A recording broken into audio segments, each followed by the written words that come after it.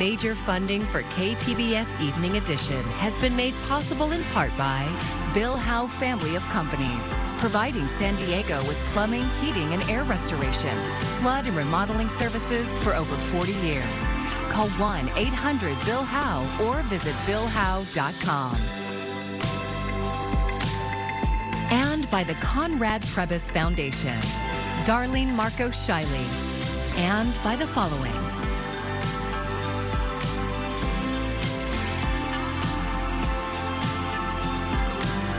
And by viewers like you.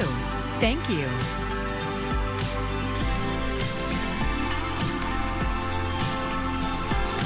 Two months ago, the skies opened up above San Diego. Thank you for joining us. I'm Maya Trabulsi. For most of us, January 22nd was nothing more than a nuisance, but for some San Diegans, it was ruinous. We've been following two people impacted by the flood, and tonight, KPBS reporter John Carroll has an update on how they're doing. The weather forecast said showers, possibly heavy with thunderstorms, but nothing like that actually happened. January 22nd turned out to be the wettest January day in San Diego history. 2 months later, and the memories are still traumatic for former Southcrest resident Jessica Calix. We're all experiencing typical symptoms of PTSD and anxiety. Every time there's a storm, everyone's talking about it nonstop and WhatsApping about it because we're all terrified of another flood. We talked to Calix outside of her former apartment on Beta Street. She hasn't been back to the neighborhood since we met her there a month ago.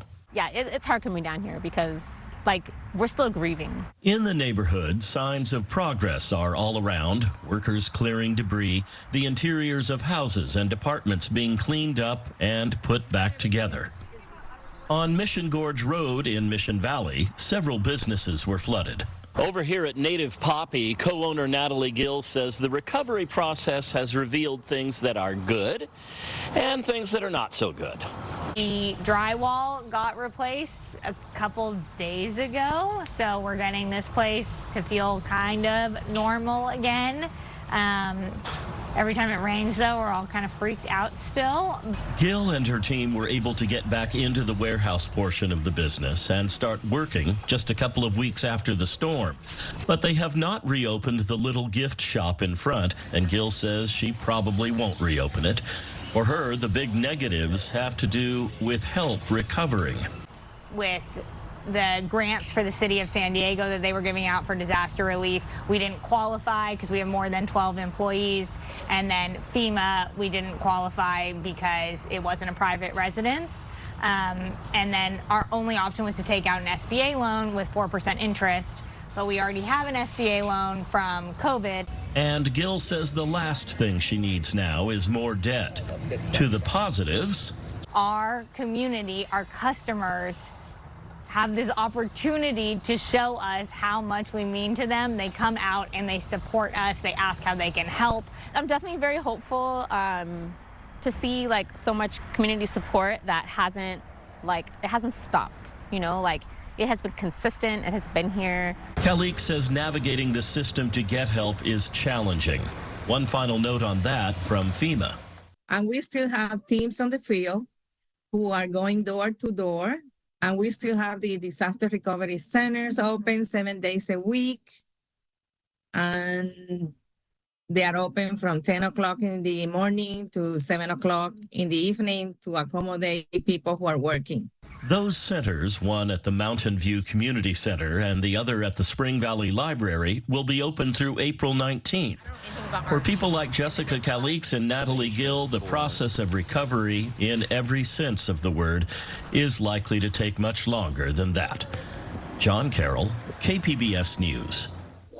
I'm Ariella Scalise, and coming up tonight, temperatures dropping into the 50s, but we are tracking a pretty impactful storm for the weekend with more rain, wind, and even some mountain snow. We'll have a closer look. Hundreds of City Heights residents are now calling two new affordable housing communities home. KPBS reporter Melissa May says with the huge need for affordable housing, there are already wait lists to move in. City Heights Place resident Lydia Sanchez says she started to feel a new sense of security in her home. Housing insecurity is no joke. I've lived with it most of my life. So it affects your everyday life. And the decisions you make sometimes under the pressure of housing insecurity wouldn't be normal decisions you'd make if you didn't have that. Price Philanthropies has been helping to revitalize City Heights since the early 90s and donated funding and the land for these projects. We want to continue to develop properties, housing in this community because we need people, particularly families, to stay in this community and to support San Diego. This is home to the people that are like the backbone of our society, right? These are the people that work in our hotels, that work in our restaurants, that work in our transit jobs, really the people that keep San Diego moving. Rebecca Louie with Wakeland Housing and Development says residents have to earn less than 60% of the median income, about $82,000 a year for a family of 4. Rent for the 135 2- and 3-bedroom apartments ranges from $930 to $2,150 a month. City Heights has, I think, an average of almost 7 people per household compared to maybe 3 in the rest of the city. A lot of big families, a lot of refugees, a lot of immigrants. So we targeted that here and made sure that they had safe places to live where they could all fit. Louis says the developer also works to help residents access educational resources. So we make sure that we have community rooms where we can offer financial literacy classes, budgeting, cooking classes. We do after-school programs for the kids. We have a lot of just parties to make sure that people get to know each other and build a community and get to know their neighbors. Really everything they need to thrive is right here on site. The units are completely full, but Louis says Wakeland already has a few more properties in the works. Melissa May, KPBS News. Today, the House passed a massive $1.2 trillion package to fund the rest of the federal government, but it happened amid a threat to Speaker Mike Johnson's leadership. The Senate now has until midnight to get the deal done and avoid a partial shutdown. Julia Benbrook has the latest developments. Lawmakers on Capitol Hill spent Friday scrambling to pass a $1.2 trillion government funding package before midnight. It includes funding for a number of critical government operations, including the Departments of Defense, Homeland Security, Labor, Health and Human Services, Education, State, and the legislative branch. There's good and there's bad. It's a bipartisan compromise. We don't want a government shutdown. We're going to vote for this thing, even if it's not perfect. The House did pass the package Friday just before noon with bipartisan support, fast-tracking the funding bill in hopes of avoiding a partial shutdown. Anger over the passage creating chaos within the Republican Party and leading Congresswoman Marjorie Taylor Greene to file a surprise motion to oust GOP House Speaker Mike Johnson. We need a new speaker. This is not personal against Mike Johnson. Greene did not provide a timeline for next steps. On the funding package, it's still unclear if the Senate will be able to get the bill across the finish line in time. This last-minute sprint has become familiar on Capitol Hill, frustrating lawmakers on both sides of the aisle. We're still working on last year's appropriation bills while we're trying to start on this year's appropriation bills that are supposed to be done in October. It's a terrible thing to do. There's no excuse for it. All of this takes place in the middle of a heated election year when Congress has struggled to pass meaningful legislation. Reporting in Washington, I'm Julia Benbrook. Governor Newsom and state lawmakers are trying to decide how to close a $73 billion deficit this year. They're aiming to carve $12 to $18 billion from that through a budget package next month. Senate President Pro Tem Mike McGuire says the early action plan would save through a mix of cuts, delayed spending, and renewing a tax on health insurers. Right now, state lawmakers are in spring recess, so the earliest they can vote on the package is April 1st. Nonprofits in San Diego are among the latest to benefit from philanthropist McKenzie Scott. SDSU's Miro Kopik tells us about the donations in the Friday Business Report. $137 million went to California to about 70 organizations and 25 in Southern California. 25 in Southern California, almost all of them except a couple received $2 million, including 2 here in San Diego. One is Reality Changers, which really focuses on first-generation college students. The other one is the United Women of East Africa Support. This is an organization that strives to have culturally sensitive healthcare, education, and advocacy for people from East Africa, countries like Ethiopia and Somalia. Both those organizations in San Diego received a $2 million donation. So this is a big deal because she still has over $36 billion that she is going to be giving away at least another 18 or 19 billion before she's through. And she's been very prolific over the last few years. And it's one of the few organizations that's giving that much. It's led by a woman, and it's a very noble process. I'm Jeff Bennett. Tonight on the NewsHour, Congress works to avoid a partial government shutdown despite fractures among House Republicans. That's at 7 after Evening Edition on KPBS. As California's homelessness crisis continues to spiral out of control, many cities along the West Coast have turned to law and order, cracking down hard on people living on the street and in encampments. But KPBS South Bay reporter Corey Suzuki says one San Diego city has been moving in a different direction, and officials there say it is working. Hector Hueso is driving down Highland Avenue in National City when he sees the tent. Okay, we've got some issues here. Yeah. Look at that. We have a tent right in front of the bank. That's not good. Hueso is a caseworker on the city's homeless outreach team. The tent is worrying because it's on private property, right in front of a Wells Fargo. They're going to have to ask the owner to move it. Then his partner, Kiana Williamson, interrupts. She recognizes the tent's owner. Wait, that's, oh, yes. Oh, he thinks we're by ourselves. We can talk to him. Come on. It turns out it's Gonzalez, someone they've been talking to for months now, a client of theirs. Even though Williamson and Hueso are here to tell him that he has to move his things, Gonzalez is happy to see them. He says the two outreach workers have been helping him for months now, with a new tent and a camping stove to heat up coffee on cold days, and scheduling appointments with Medi-Cal. I was struggling so badly into life and now my life started getting better.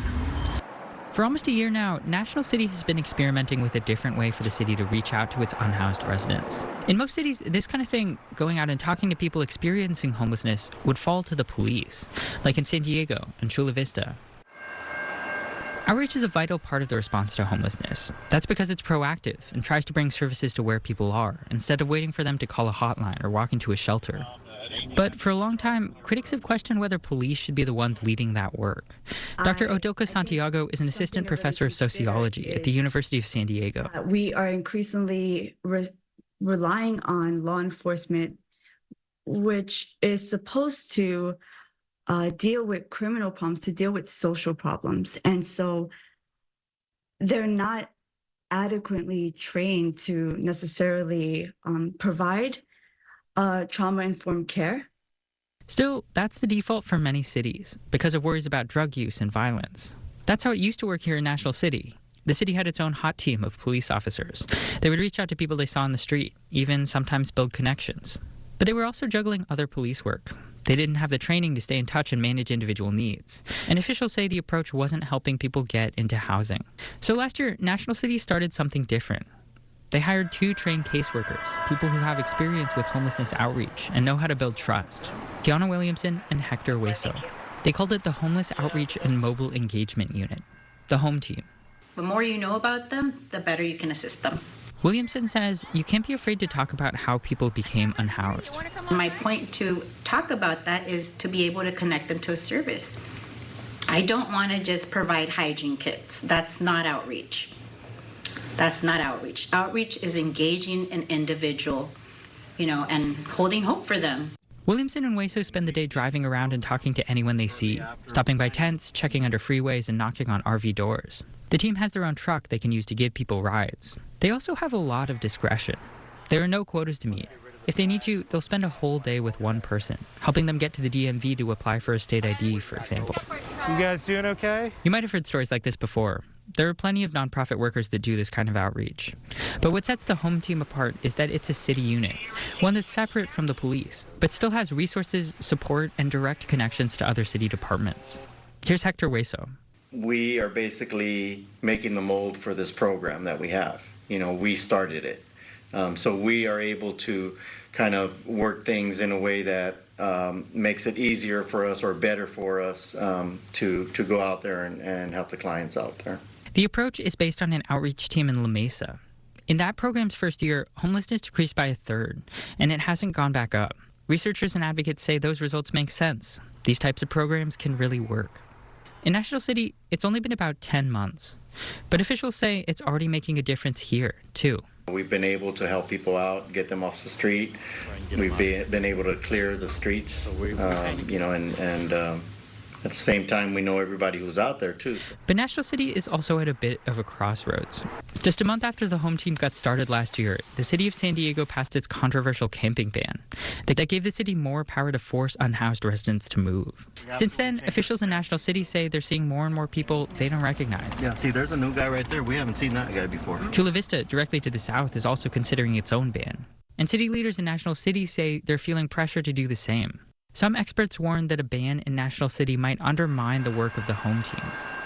It's going to hurt the relationships that the outreach workers have made with these people. Rachel Hayes is a homelessness advocate with lived experience. Until last year, she was living in a tent in downtown San Diego. Because they're not going to be able to find them. It's going to cause harm. It's going to add more trauma to people who already have a very traumatic life. This debate shows how decisions made in one city can totally transform what happens in another. Decisions like an encampment ban and like a home team. Corey Suzuki, KPBS News, National City. Plastic products and packaging eventually break down into tiny pieces. Even so, petroleum-based microplastics don't degrade and become part of the environment. One answer? Plant-based biodegradable plastic. KPBS SciTech reporter Thomas Fudge has the latest on research into the earth-friendly material. Plastic containers, bottles, and flip-flops end up in our waste stream. Weather and erosion turn them into tiny particles. Tire wear is also a huge source of microplastic pollution. Michael Burkhart, professor of biochemistry at UC San Diego, says microplastics are typically too small to even notice, but you do see them if you try hard enough. For instance, you can go onto our San Diego beaches and start looking at the sand, and you'll start seeing little particles that are actually pieces of plastic. And the problem is these things have gotten into our food supply, they've gotten into our water supplies, and they are contaminating the world around us. They've now been found in every human organ. The reason microplastics are in us and all around us is petroleum-based plastics last for hundreds of years. In our lifetimes, they simply don't go away. But degradable plastics made from plants do. Research at UCSD, led by Burkhart, has now proven that plant-based microplastics disappear in a matter of a few months. Researchers ground up plant-based plastics into very small bits and tested them in several natural environments. And by the end of 120 days, we couldn't even find the particles. They were completely disappeared. Whereas the material that we tested against, EVA, ethyl vinyl acetate, which is commonly found in things like shoes and flip-flops, those had not changed at all over the same course of time, and they continue to persist. The plant-based plastics are consumed by bacteria and other microorganisms. That makes plant-based plastics an effective way to deal with the huge problem of plastic pollution. In fact, Burkhart says some of those tiny bacteria found the degradable plastic developed in UCSD labs to be tasty and nutritious. And we found microorganisms in that compost that could live completely off of our bioplastics, so as a sole food source, which was really exciting. Burkhart and some colleagues at UCSD have founded a company called Algenesis. It's devoted to creating products in partnership with industry to find ways to use biodegradable plastics as a practical alternative to petroleum plastics that don't degrade. Thomas Fudge, KPBS News.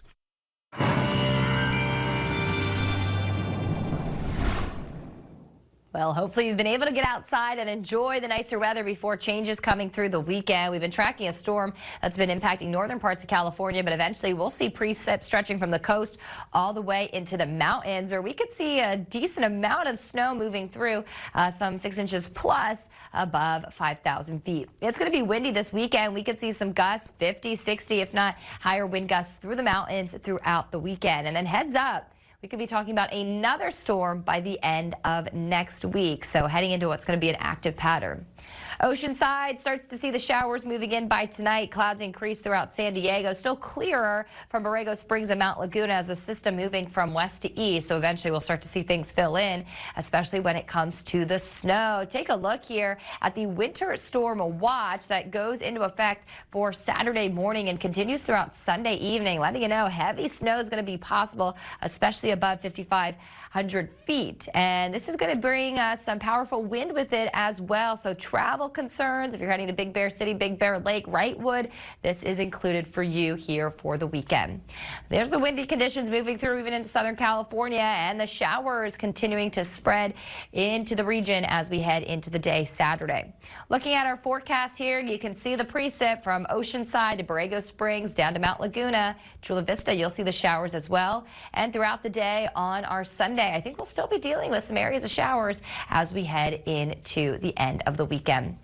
Let's time that out here as clouds take over, and then there it is. The rain starts to move on through, maybe a brief break before we'll see some more showers continue as we head into the day on Sunday. And again, the mountain snow continues to push on in. Let's take you into the next couple of days here as we'll watch the wet weather through this weekend, even a couple of storms possible Sunday before nicer conditions for the start of next week.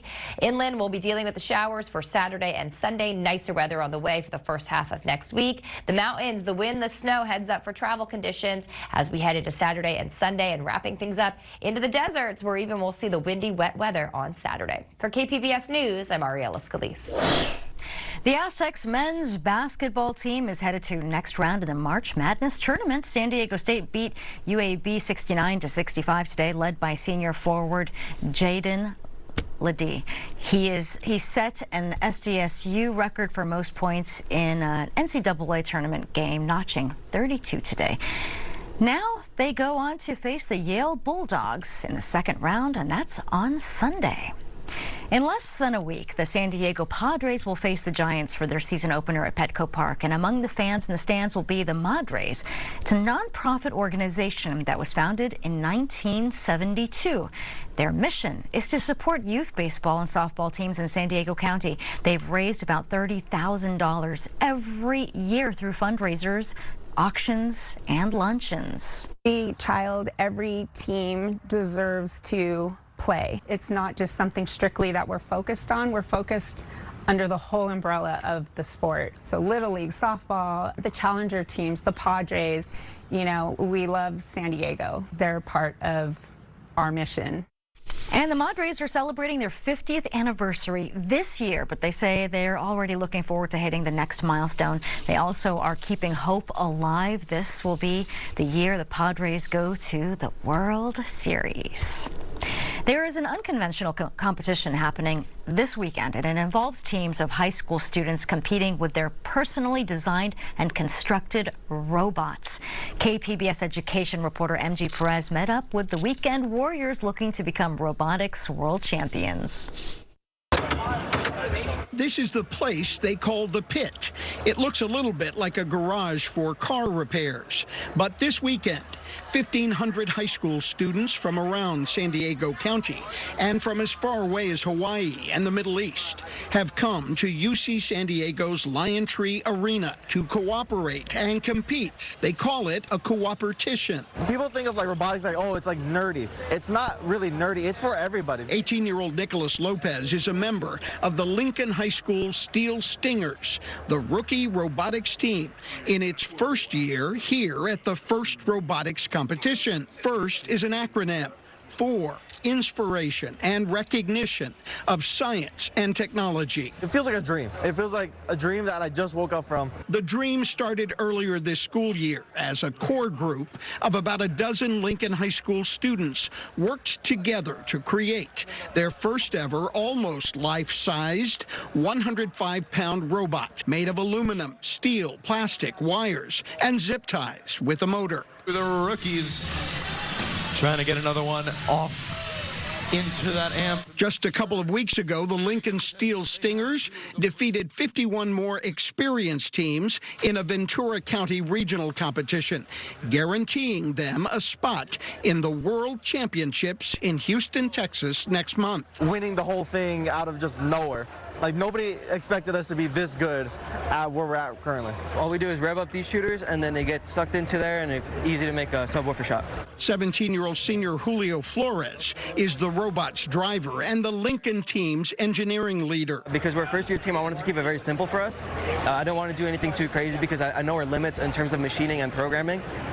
And so we decided to go with a very simple design where it's one arm controlling and you can score it 2 different ways. The students are coached by a former aerospace engineer who changed careers to make more of a difference and bring a new kind of sport to Lincoln High School. And we have an amazing football program. We have an amazing sport program. We also have some very smart kids with great academic skills. We want to also showcase that with something great like FIRST Robotics.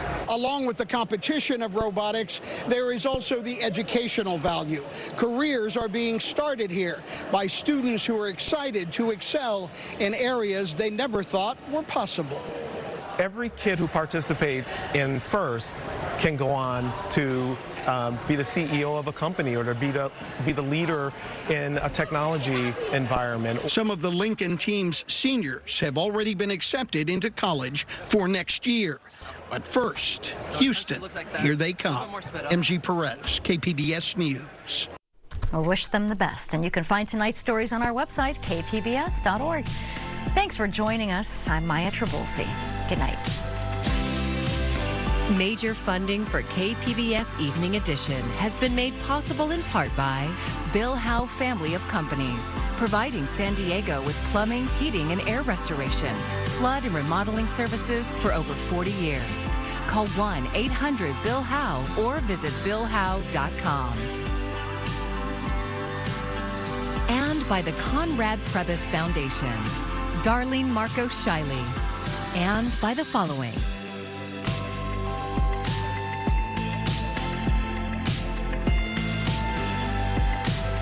And by viewers like you. Thank you.